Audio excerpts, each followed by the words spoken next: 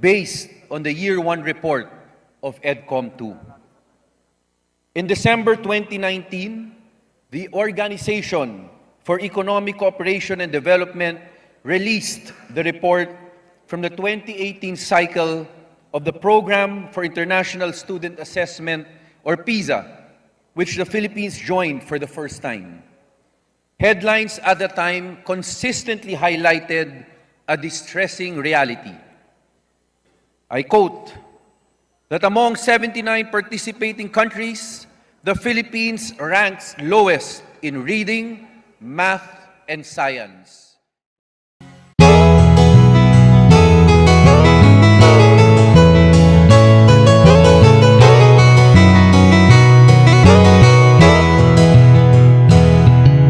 Wala ka bang napapansin sa ating mga kabataan? Dami ng suliranin, pati na ang edukasyon natin. Angat natin lagi ang pagkulang at mag-improve ang isang natin. Ngunit masdan mo ang isuot sa isa. Dati tayo'y huli, ngayo'y huli pa rin. Ang mga maling laging ginagawa natin, sana'y huwag na nating palawikin. Dahil kung tayo'y magkaisa, edukasyon, problema'y ating masolusyonan.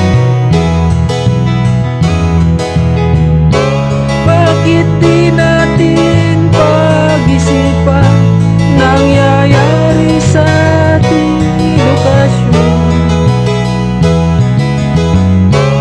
Sipin lagi ang pagunlad, hindi ang ikasisira ng kinabukasan.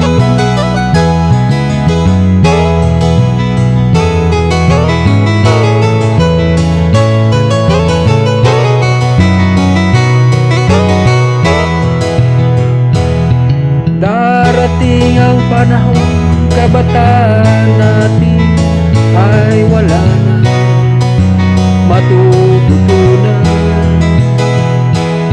Libro hindi nabibili, may budget naman sa kahibangan. Kabataan walang natutunan. Bakit di natin pag-isipan nangyayari sa ating edukasyon? Sipin lagi ang pagunlad, hindi ang ikasisira ng kinabukasan.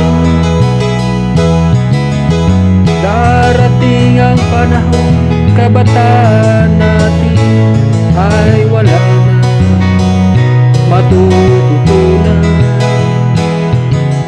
Libro hindi nabibili, may budget naman sa kahibangan.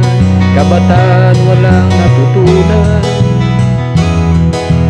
Bakit kaya'y sistema'y luluha? Bawat hakbang natin alay sa kinabukasan. Panawagan natin sa kinaukulan, huwag abusuhin ang kanilang kapangyarihan.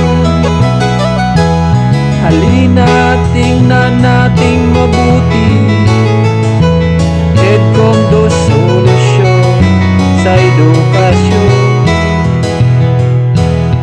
Karunungay laging dadalhin upang ang future